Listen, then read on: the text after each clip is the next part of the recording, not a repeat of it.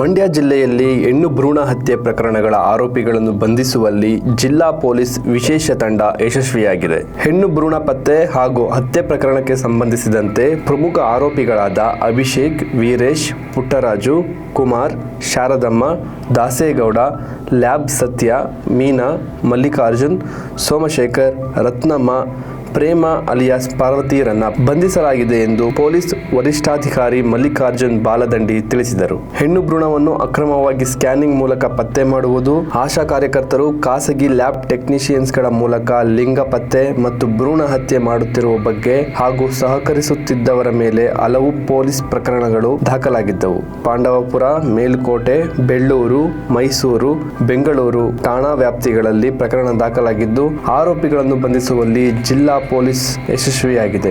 ಬಂಧಿತರಿಂದ ಅಕ್ರಮವಾಗಿ ಕೃತ್ಯಕ್ಕೆ ಉಪಯೋಗಿಸಿದ 2 ಸ್ಕ್ಯಾನಿಂಗ್ ಉಪಕರಣ, Maruti S Cross, Maruti Celerio, Maruti Omni car ಹಾಗೂ 3 ಮೊಬೈಲ್ಗಳನ್ನು ವಶಕ್ಕೆ ಪಡೆಯಲಾಗಿದೆ. ಅದೇ ರೀತಿ ಪ್ರಕರಣಗಳಲ್ಲಿ ಭಾಗಿಯಾಗಿರುವ ಕೆಲವರು ತಲೆಮರೆಸಿಕೊಂಡಿದ್ದು, ಇವರ ಪತ್ತೆ ಕಾರ್ಯಾಚರಣೆ ಮುಂದುವರೆದಿದೆ. ಪತ್ತೆ ಕಾರ್ಯಾಚರಣೆಯಲ್ಲಿ ಭಾಗಿಯಾದ ಪೊಲೀಸ್ ಅಧಿಕಾರಿಗಳ ಕಾರ್ಯವನ್ನು ಶ್ಲಾಘಿಸಿ ತಂಡಕ್ಕೆ ಇಲಾಖೆಯಿಂದ ಪ್ರಶಂಸನಾ ಪತ್ರ ಹಾಗೂ ನಗದು ಬಹುಮಾನ ಘೋಷಣೆ ಮಾಡಲಾಗಿದೆ ಎಂದು ಪೊಲೀಸ್ ವರಿಷ್ಠಾಧಿಕಾರಿ ತಿಳಿಸಿದ್ದಾರೆ.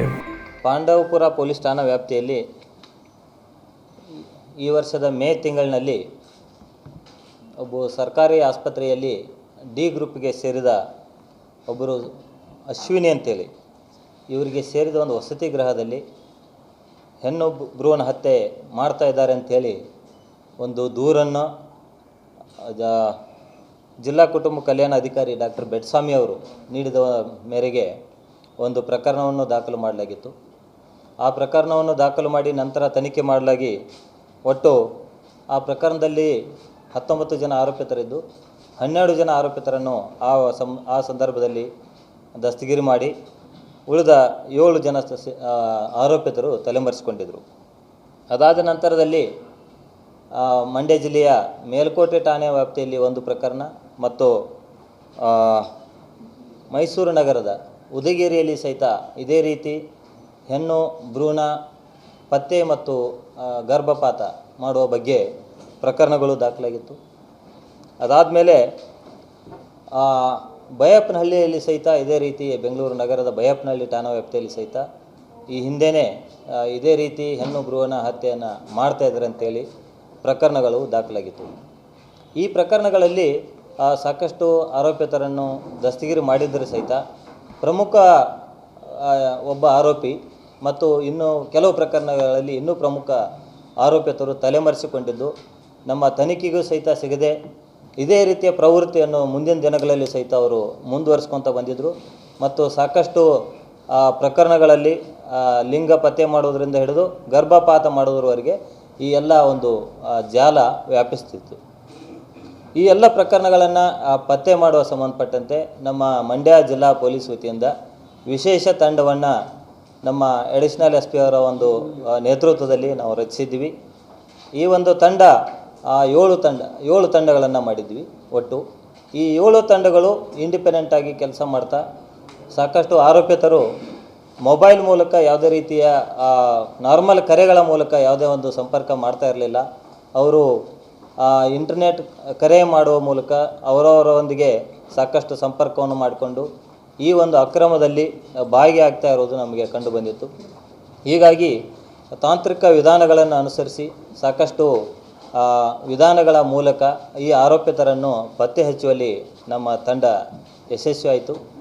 ಈ ಪ್ರಕರಣದ ಪ್ರಮುಖ ಆರೋಪಿ ಅಭಿಷೇಕ್ ಅಂತೇಳಿ ಇದೇ ಮಂಡ್ಯ ಜಿಲ್ಲೆಯ ಪಾಂಡವಪುರ ತಾಲೂಕಿನವನು. ಈತ ಸಾಕಷ್ಟು ಪ್ರಕರಣಗಳಲ್ಲಿ ಬೇಕಾಗಿದ್ದವ. CID ತನಿಖೆಗೆ ಸಹಿತ ಸಿಗದೆ ಯಾವುದೇ ಒಂದು ಪ್ರಕರಣದಲ್ಲಿ ಸಹಿತ ಈತ ಅರೆಸ್ಟ್ ಆಗಿರಲಿಲ್ಲ. ಈತನ ಕಡೆ ಸ್ಕ್ಯಾನಿಂಗ್ ಮಷಿನ್ ಸಹಿತ ಇತ್ತು. ಈತ ಇನ್ನೂ ಇತರ ಒಂದು ಮಧ್ಯವರ್ತಿಗಳ ಮೂಲಕ ಮಹಿಳೆಯರನ್ನು ಸಂಪರ್ಕಿಸಿ ಅವರಿಗೆ ಲಿಂಗ ಪತ್ತೆ ಮಾಡಿಕೊಟ್ಟು ನಂತರ ಗರ್ಭಪಾತ ಮಾಡಿಸುವಲ್ಲಿ ಸಹಿತ ಯಶಸ್ವಿ ಆಗ್ತಾಯಿದ್ದ. ಈತನನ್ನು ನಮ್ಮ ತಂಡ ಅರೆಸ್ಟ್ ಮಾಡುವಲ್ಲಿ ಯಶಸ್ವಿಯಾಗಿದ್ದಾರೆ. ನಿನ್ನೆ ದಿನಾಂಕ 3/9/24ರಂದು ಆತ ಮತ್ತು ಆತನ ಜೊತೆಗಿರೋ ಇನ್ನೊಬ್ಬ ಪ್ರಮುಖ ಆರೋಪಿ ವೀರೇಶ್ ಅಂತೇಳಿ ಈತ ಮೂಲತಃ ದಾವಣಗೆರೆ ಜಿಲ್ಲೆಯ ಹೊನ್ನಾಳಿ ಕಡೆಯವನು.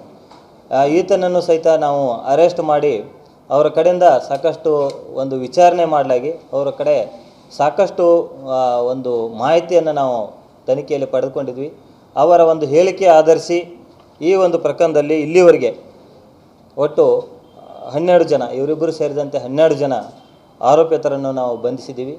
ಈ 12 ಜನ ಆರೋಪಿತರಲ್ಲಿ ಹಲವರು ಈ ಒಂದು ಕೃತ್ಯಕ್ಕೆ ಸಹಕರಿಸಿದವರು, ಪರಿಚಯ ಮಾಡಿಸಿಕೊಟ್ಟವರು, ಬ್ರೋಕರ್ ಕೆಲಸ, ಮಧ್ಯವರ್ತಿ ಥರ ಕೆಲಸವನ್ನು ಮಾಡಿದವರು, ಕೆಲವೊಬ್ಬರು ಲ್ಯಾಬ್ ಟೆಕ್ನಿಷಿಯನ್ಗಳಾಗಿದ್ದು ಗರ್ಭಪಾತ ಮಾಡುವಲ್ಲಿ ಸಹಿತ ಇವರು ಸಹಕಾರಿಯಾಗಿದ್ದರು.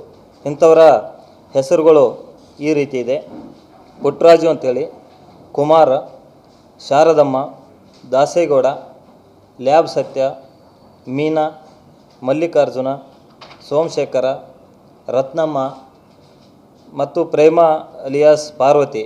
ಈ ಒಟ್ಟು 10 ಜನ ಆರೋಪಿತರು ಮತ್ತು ಪ್ರಮುಖ 2 ಆರೋಪಿತರು ಸೇರಿ ಒಟ್ಟು 12 ಜನ ಆರೋಪಿತರನ್ನು ನಮ್ಮ ತಂಡ ಇದುವರೆಗೆ ಬಂಧಿಸುವಲ್ಲಿ ಯಶಸ್ವಿಯಾಗಿದೆ.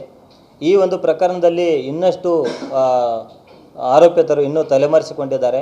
ಅವರ ಒಂದು ಪತ್ತೆಗಾಗಿ ಸಹಿತ ನಮ್ಮ ಕಾರ್ಯ ಮುಂದುವರೆದಿದೆ. ಈಗ ಆ್ಯಕ್ಚುಲಿ ಪ್ರಾರಂಭ ಆಗಿದೆ, ಇನ್ನೂ ಸಾಕಷ್ಟು ಇದರಲ್ಲಿ ಪ್ರಗತಿ ಸಾಧಿಸಬೇಕಾಗಿದೆ. ಉಳಿದ ಆರೋಪಿತರ ಒಂದು ಪತ್ತೆಗಾಗಿ ಸಹಿತ ನಾವು ತಂಡವನ್ನು ರಚಿಸಿದ್ದೀವಿ. ಈ ಎಲ್ಲ ಆರೋಪಿತರಿಂದ ಒಟ್ಟು ಈಗಾಗಲೇ 2 ಸ್ಕ್ಯಾನಿಂಗ್ ಉಪಕರಣ